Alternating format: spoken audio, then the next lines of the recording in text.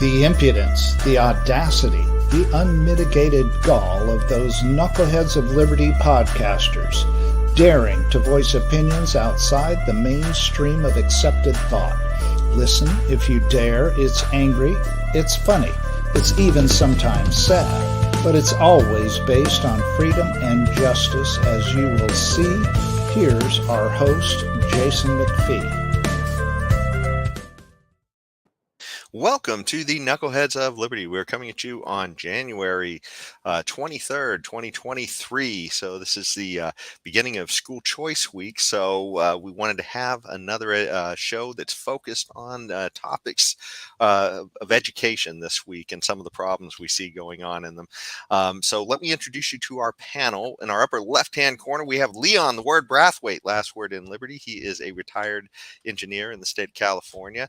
And in our upper right-hand corner, we have a special guest today with us. He is Larry Sand, and he is president of the California Teachers Empowerment Network, and he is also a former teacher in the state of California as well, too. So let's dive into the topics. I tell you, we hear about all kinds of questionable things going on in our schools today, which, after COVID lockdowns, a lot of people started to exercise a little more skepticism. We see a little more school choice happening, but let's kind of dive into some of those issues that people are discovering, I guess, about what's going on. How the teachers and the public schools seem to be, miseducating our kids. And, it takes us right into California where, Gavin Newsom and the Democrats seem to be almost pushing a view that you might call racism or reverse racism, which is just another way of saying racism, I guess, but in teaching a lot of this critical race theory stuff. And James, maybe I could get a visual here. So here was an article that got published recently in looks like beginning of last year, but it talked about a teacher, Callie Fontanilla, I guess, who wound up as a teacher realizing that that the stuff she was being pushed to teach her kids was all this essentially related to this critical race theory, which has to do with, telling the kids that, hey, look, the society is treating you different based upon the color of your skin. And we're going to talk about how you're all privileged in different ways based upon the color of your skin. And essentially it's just telling everybody to see each other in terms of colors and not as individuals, which is just, I thought we were trying to get away from that, but this seems to be, what we're propagandizing kids with. And, so there was this particular issue. And we also had, we have an article on this same issue too, by Larry Sand, our guest here, and he wrote an article in the it looks like the Ohio Star that talks about this issue as well. So and just in case you didn't think that race is completely through and through an issue, in Minnesota, it's so crazy about this stuff that they're literally saying that, hey, look, the union is going to treat teachers differently based on their race. They're literally telling people, hey, look, if we have to fire you, we're going to do it on a racial quota system where we're going to say, hey, look, if you're white, we're going to get rid of you first. So, which is just kind of insane. Not even a quota, I guess. It's literally just targeting you. If you're white, you're the first out. So anyways, it's just absolutely nuts. And this was also something that was happening in 2022. So I'll throw it to you guys. You guys want to open up on this critical race theory issue? Larry, you can go. Larry, go ahead, please. Okay, thank you, Leon. Yeah, I mean, I have no words. I mean, as you rightfully pointed out, in Minneapolis now, the contract between the school district and the Minnesota Federation of Teachers, the teachers union, says that. Well, let's back up a second. Traditionally, the newest in are the first out, last in, first out. That's a seniority system. But now it's by color. So if you are if you're black, you're going to keep your job over a white person. It doesn't matter. You might be a better teacher, in which case it's a good choice. But what if the white teacher is better? It's a terrible choice. And it's so ironic because, I mean, I lived through the 60s and I remember Martin Luther King and I remember George Wallace, and it just seems that we've done a 180 now. And now, instead of saying, instead of judging a man by the content of his character instead of the color of his skin, we're judging the man by the color of his skin and not even looking at the content of his character. I mean, I don't know. I have no words. It's mind-boggling. Yeah, It really is. I'm not often speechless. I'm yeah. sorry. But this is just a problem on a larger scale here. This is just a problem that the United States, we here in the United States, we fought a whole civil rights movement. Well, it was before I immigrated. My apologies. Well, yeah, I'm sorry. We fought a whole civil rights movement to get away from judgment based upon skin color. That was what it was all about. It was George Wallace, just like you say, versus Martin Luther King. And King said in his famous speech on the Washington Mall, where he said that he hoped and prayed that his four little children, will grow up in a nation where they are judged not by the color of the skin, but by the content of their character. But now, content of the character is not even a part of the mix nowadays. Now we have diversity, equity, and inclusion, and all it is judging by ethnicity and skin color. This is the poison that they're teaching to our children, and they calling this some sort of good, that somehow or the other we're going to get to this racial utopia where everybody will be so nice and wonderful and everything is going to be, everybody will accept this nonsense. But this is poison. They're not teaching our kids reading, writing, and arithmetic, because every report that we see to date, our public schools are failing and failing miserably. Our children are suffering, but yet they're down this path of diversity, inclusion, and equity. And our kids are not learning. We have created a nation of dumbasses is what we are doing. I don't know what the outcome would be, but that is what is happening right now in our so-called public education.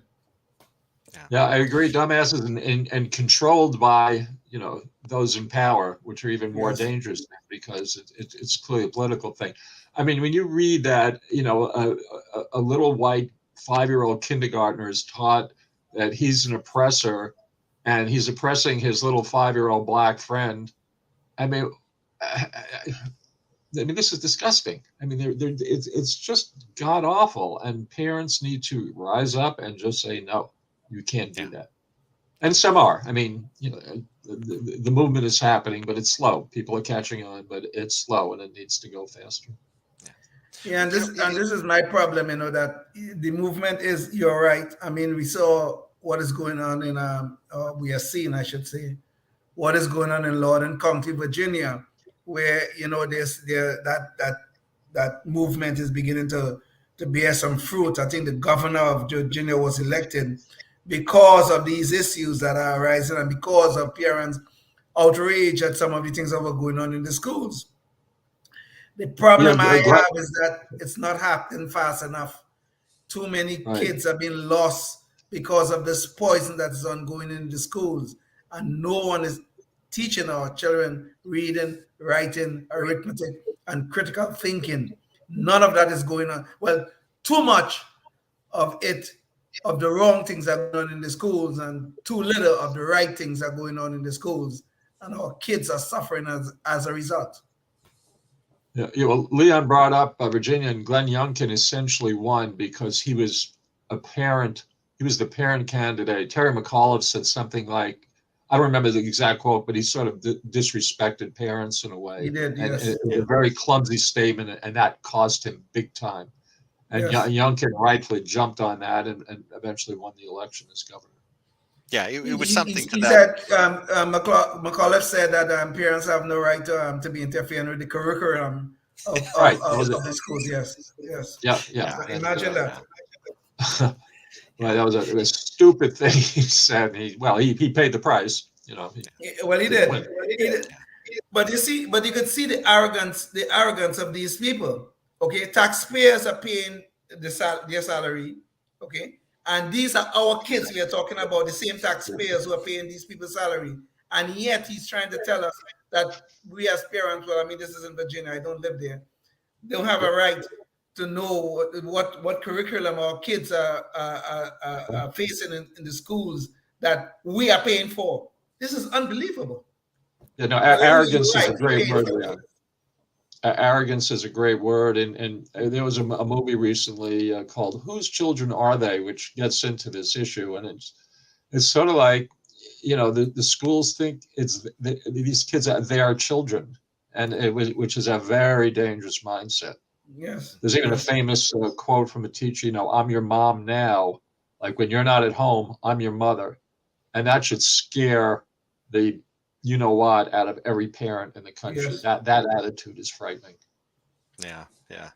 Well, yeah, this is, one of the things we have to wonder about as well. Is this just an attempt to propagandize our kids to make them part of some sort of political spearhead? One of the things we had in California recently, just a couple years ago, we had a Proposition 16 where we literally had, we have in our Constitution in California essentially the dream of Martin Luther King, that government will not, government will essentially not use race or other superficial characteristics in judging us. So essentially, we have to be judged on the content of our character or qualifications for something. And this Proposition 16 literally was trying to pull that out so that they could do that, right? And this was something put up by the Democrats, and it was narrowly defeated. This was something that was not, we're talking about, by a few percent or something. So, kind of scary stuff. And this is exactly what this critical race theory stuff is trying to get us to do, is to get kids to, hey, let's divide ourselves, especially in these divisive times. It makes no sense. But you see, this is the problem. I'm sorry, Larry. Go ahead. Go ahead. I'm sorry, Larry. Well, I was just going to say that this is, I mean, maybe not, maybe a discussion from another time, but this is all part of what's called cultural Marxism. And there's a deep, dark agenda, and it's been going on for over 100 years. It's basically a left-wing radical agenda, and it's working, and people are pushing back now. But when you look at what's happened in Minnesota, there's a great example of it, and it's clearly a culturally Marxist started and run program, and it's we the people have to stand up and just stand up and say no more. Yeah, and it's funny, if you don't think that this is working its way into the curriculum. This is what, James, maybe you could show the visual here. This is something that was kind of broken out about a year ago, where Fox mentioned it, and essentially you would think that the most objective topic is mathematics. Okay, well, apparently in California they were trying to work this dismantling racism in mathematics instruction. They were trying to work that into the curriculum. And I mean, it just is astounding, and you can go find this. It's called equitablemath.org. And they talk about trying to work this into the California curriculum. And it is just nuts. Yeah, I mean, it was like, insisting on a right answer is racist, don't you know? Yeah, imagine that. I mean, I used to teach math, and 2 and 2 is 4. And if you don't think so, I'm sorry, you're wrong. Now, if you insist that 2 and 2 is 4, you're a racist. We've lost our collective minds. To say the least. Larry, like you, I have taught math, and I've taught math to people from, I don't want to say every country in the world, but from people from many countries throughout the world. And I've said on this program before, and I'll say it again, I have never had a student say to me, Mr. Brathwaite, when we are home, we do it a little bit different.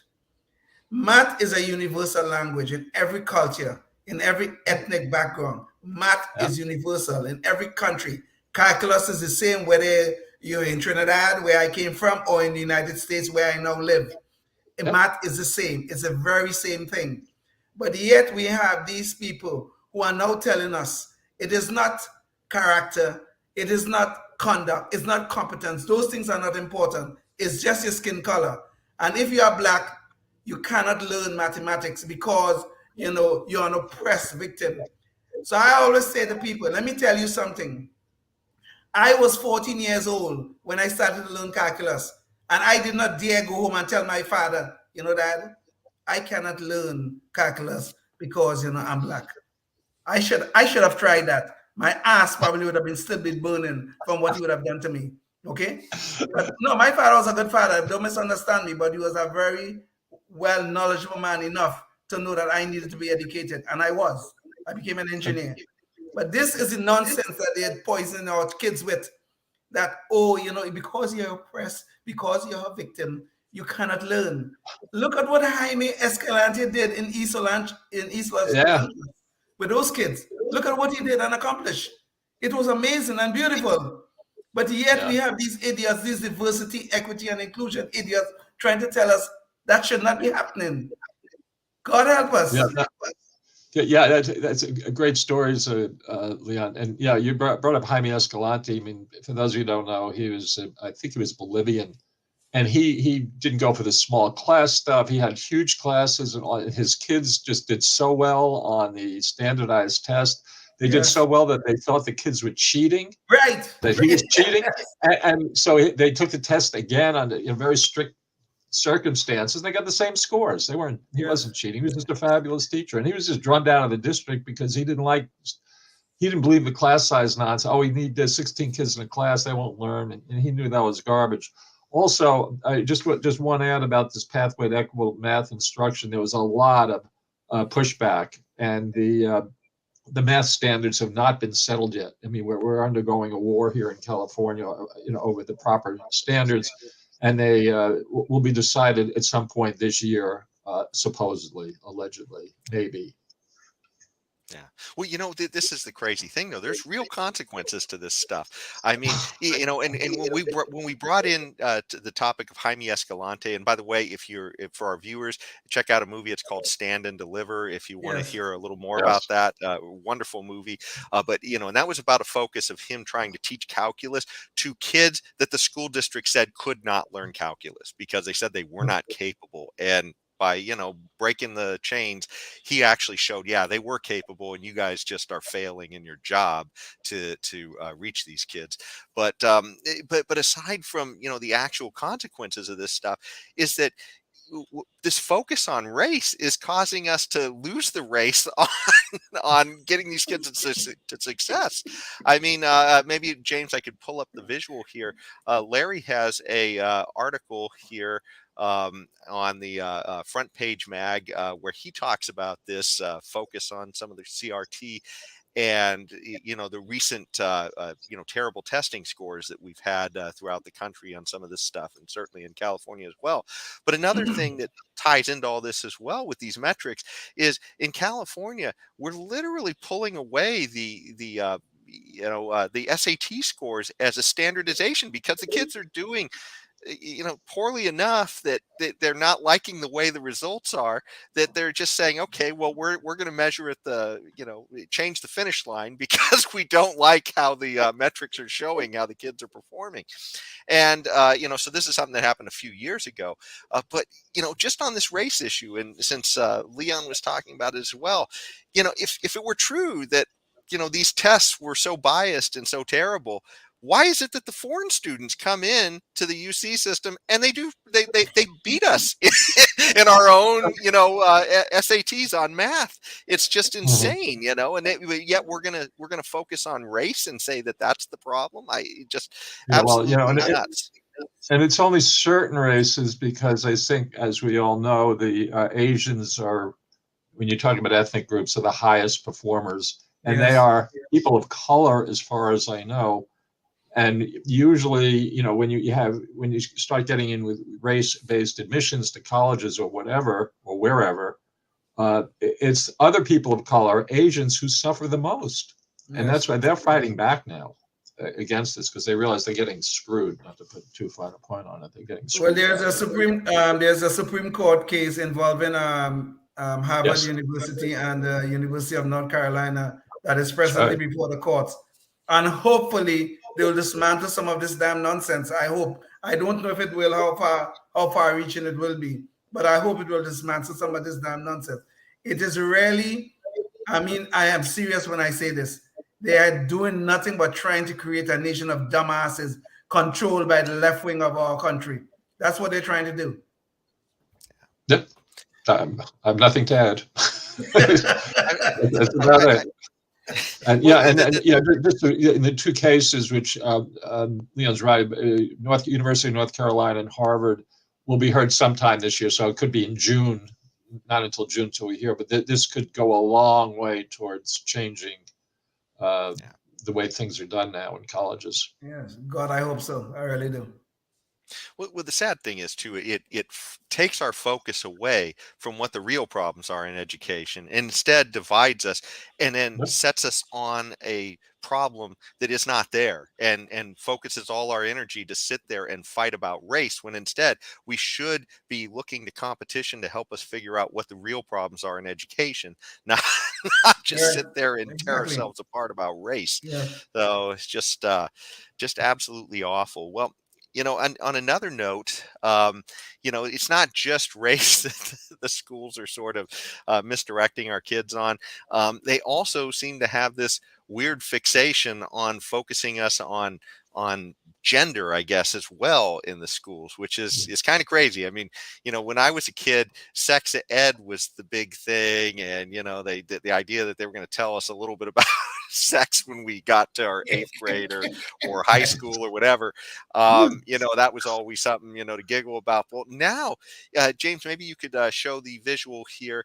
Now we literally have the schools, not worried about sending permission slips home for us to learn about sex ed. They're literally trying to talk to our kids about what gender they are and not tell us that they're talking about our kids. They said, don't tell your parents what we told you here, which is just absolutely nuts. And, we see here that there's an article here from the Daily Wire, talks about a lawsuit in California where, the school is literally talking to these kids about their genders without telling them or telling the parents. They're opening up these discussions for little kids, kids that are just barely hitting puberty or prepubescent, talking to them about gender. It's just absolutely nuts. In some cases, this is in Ohio. They're literally talking to the kids about sex at 6 years old. I mean, this is nuts. I remember seeing a South Park episode where they were trying to make fun of these ideas, and they show the teacher trying to teach kindergartners about sex ed, and that was supposed to be parody, and we're sitting there just blazing away to parody. It's just absolutely crazy. It is crazy, and also you probably know, but maybe some of your viewers here don't know, that California is now a sanctuary state for children who want to transition, and you can have a minor come to this state behind their parents' back and get certain things done to your body that which will change your sex. Let's leave it at that. And I mean, I think this is criminal. I can't imagine this law will not be challenged, but it's on the books. It went into effect, I believe, on January 1st, 2023. It did. Just now. It did, yes. And I mean, this is a disaster. I mean, you talk about going behind parents' backs and doing things that they wouldn't approve of. My God, I mean, this kid in Alabama, 15-year-old thinks he's a girl. Boy, 15 boy thinks he's a girl, and he's going to come to California and get his privates cut off. It also speaks volumes, I think, about the medical profession, what's happened. And it's not only schools that have gone crazy, it's the medical profession and other institutions. Yes. It's a long march through the institutions. It's working so far, sadly. Sadly indeed. It is true. We must acknowledge that gender dysphoria is a real phenomenon. Okay, there's people who suffer with it. There's no doubt about that, and nobody's arguing that point. What I do argue, and what I will continue to say, the treatment for gender dysphoria that is now being prescribed is nothing but junk science, period. Because what we are talking about at the end of the day, is, I mean, when the kids are old enough, I guess, I hope old enough, is that we are trying to destroy healthy body parts in the name of some delusion that someone have in their mind. Where in medical science do we do that? Where? That where we remove healthy body parts to treat a psychological disorder. So we're trying to approach this thing physiologically when we have a mental disorder of some kind. This is seriously problematic. There was a case recently of this girl. She appeared on Fox News. Well, she was born a girl. She transitioned. Oh no, it might have been the other way around. Anyway, whichever way it was. Yeah, I think she transitioned to a boy, and now she's trying to go back, but she's having all kinds of problems. And this is the problem when we make these life-changing decisions on these little kids, some as long as 7, 8, 9-year-olds, and that kind of stuff. When we make these sort of life-changing decisions, life-altering decisions, we don't know the long-term effects it's going to have on these people. We don't. Mm-hmm. And we are destroying these people in the process of affirming the agenda. What are we affirming? Their delusions? Get real. Yeah. We'll talk about. I have nothing to add, Leon. You said it very well. Well, talk about mission creep too. I mean, the schools are supposed to be teaching, reading, writing, arithmetic, and the idea that suddenly now they're medical experts and psychological experts who can tell your kid, I didn't realize they had medical degrees here at these schools and psychiatric degrees to sit here and advise your kids on outside of a parent's purview of issues like this. This is absolutely nuts on so many levels. I just yeah, absolutely nuts. That's what it is. Yeah. Well, we are getting close to the end of the show, and we did talk with. We was going to talk a little bit about school choice, but we talked with Larry on a recent show about school choice, so I'll leave that one for viewers to go there to check that out a little bit. But let's get to our Knucklehead Noise Patrol, and this time we are going to Chicago, where Mayor Lightfoot, her campaign apparently reached out to kids. And we've been talking about indoctrination and everything else. So apparently they were offering the teachers there to tell their kids that they'd get extra credit if they wanted to come help out on the Lori Lightfoot campaign. So essentially spend time assisting. Now, since then, Lori Lightfoot's come out and said, hey, that was a mistake. We shouldn't have done that. But the point is that they're that cozy with the teachers union and the teachers that they feel comfortable that they can just reach out and say, hey, why don't you guys, send us some of your people so that they can help out, get your mayor reelected. It's just absolutely nuts. I mean, do you guys want to jump in on this one? She got caught is her problem. Not that she did it. So she got caught. Oops. Yeah.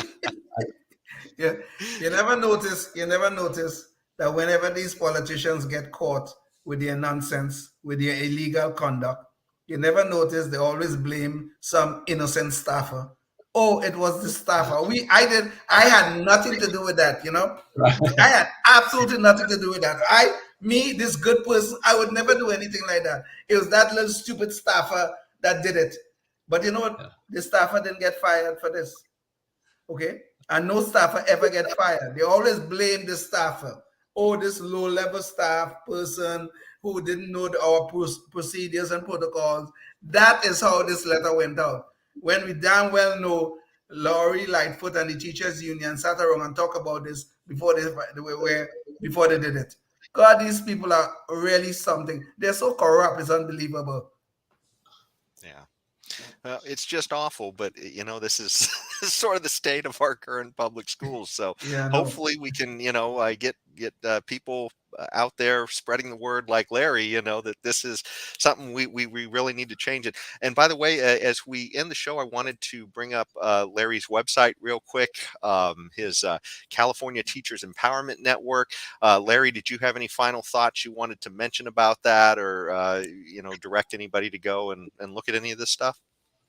I just want to tell teachers for teachers, just wake up, see what your district is doing and start screaming. You have the power to change things, and you need to get out of your union if you're in your union, because the union is a part of, is a major cause of all the blight we're seeing today.